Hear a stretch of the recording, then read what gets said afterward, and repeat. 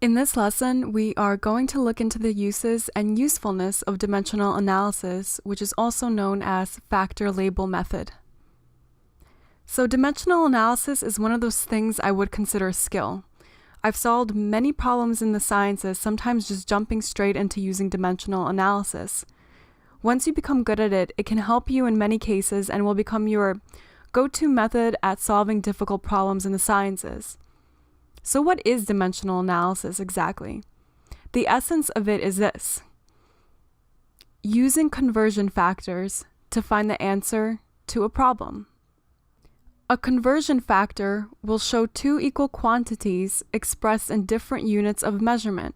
For example, 1 inch equals to 2.54 centimeters. This can be written like this as well, with 1 inch as the numerator and 2.54 centimeters as the denominator. And vice versa, of course, with 2.54 centimeters as the numerator and 1 inch as the denominator. These all mean the same thing. Basically, in dimensional analysis, a series of conversion factors are multiplied to each other with the units carried out. Generally, the dimensional analysis can be summarized like this, where the desired unit equals the given unit multiplied by the desired unit over the given unit. There are exceptions to this rule though, and we'll see that in later problems. So in this case, the given units will end up canceling out. Now let's try to use this conversion factor of 1 inch equals to 2.54 centimeters. How many centimeters will equal 167 inches? And let's use this format. So we first start by identifying that the centimeters is your desired unit. So you write a blank, and then you write centimeters, equals to the given unit, which is 167 inches. Now we're going to multiply the conversion factor in that format. So to cancel out inches, if it's going to be in the numerator, we need to have the conversion factor with inches in the denominator. That way when we multiply across and then these units are going to get divided, the inch cancels out. So 1 inch is going to equal 2.54 centimeters. And that will be multiplied by 167, with the inches canceling out. Now these cancel out, and we're left with centimeters here. And that is correct, because we're looking for the centimeters. That's our desired unit.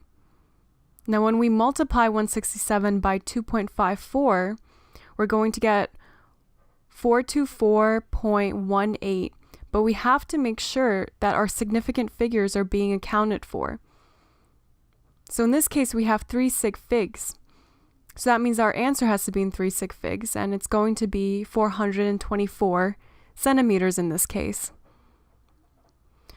Also take note that in your last conversion factor, if the unit doesn't match up to your desired unit, then you've made an error along the way. So this was a simple example. Later on, they can get a bit more complicated and tricky. Your understanding of the different prefixes and what they stand for will really help at those stages. So let's try another one. Number 2. Woman's weight is 115 pounds. What is her mass in grams? And take note that 1 pound is equal to 453.6 grams.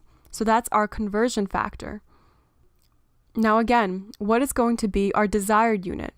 It's going to be grams in this case. So blank grams equals to 115 pounds, which is our given unit. Now how do we cancel the pounds, which is in the numerator right now? We need to get the conversion factor with the pounds in the denominator. So we write 1 pound equals to 453.6 grams.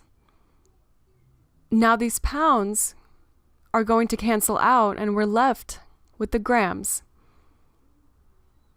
And that's correct, and that's our desired unit, and that's what we're looking for. Now multiply 115 by 453.6, we're going to get 52,164. But remember, we only want 3 significant figures based on our measurements. Let's round this to 3 significant figures, and it's going to be 52,000. And now that's going to be a 6, which is greater than 5, so we round that 1 up to 2. So it's going to be 52,200. So our answer, let's write it in exponential notation. 5.22 times 10 to the 4 grams is our final answer.